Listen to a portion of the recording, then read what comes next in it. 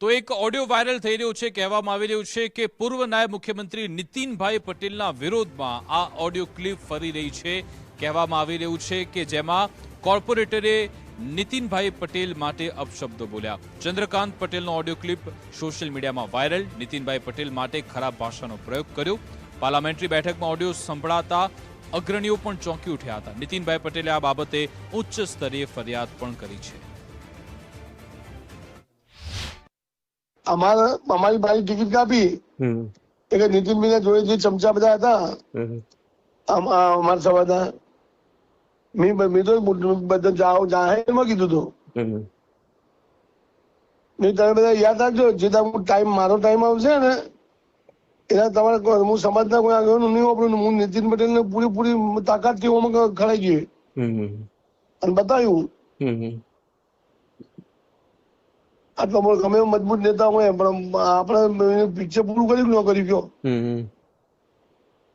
એમ જો મેં કહ્યું જાઓ મેં સંસદ વિધાનસભાની ટિકિટ નહીં લેવાની, લોકસભાની નહીં લેવાની અને બધું ફોર્મ્યુલા આપણી જોડે હતી।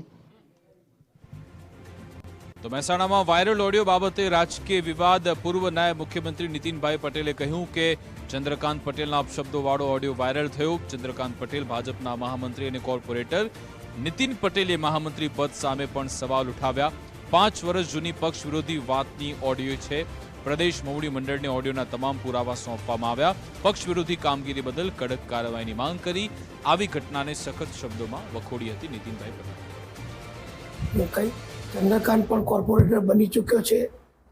એ ઓડિયો આવ્યા પછી મેં પક્ષમાં જે રજૂઆત કરી હતી એના આધારે એની સામે કાર્યવાહી કરવાની પક્ષે કામગીરી શરૂ કરી છે।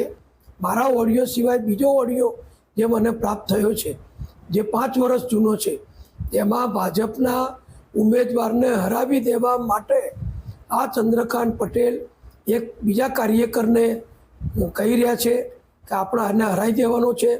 અહીં ચૌધરી ઉમેદવાર આવ્યો છે, ચૌધરી 1500 જ છે, પટેલો 18,000 છે, એટલે આપણે એને હરાવી દેવાનો છે। આવો ઓડિયો એ મેં જે મને મળ્યો હતો એ સ્વાભાવિક છે કે મારી ફરજ છે કે મારે આ વિશે મારા સંગઠનના નેતૃત્વને જાણકારી આપવી પડે।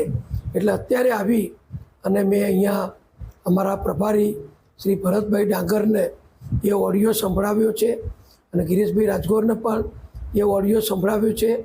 અને ચંદ્રકાંત પટેલની સામે પક્ષની વિરુદ્ધ કામ કરવા માટે, પક્ષની વિરુદ્ધ કોઈને ઉશ્કેરીને ભાજપના ઉમેદવારને હરાવી દેવા માટેનું કહેવા માટે કડકમાં કડક પગલાં લેવા જોઈએ।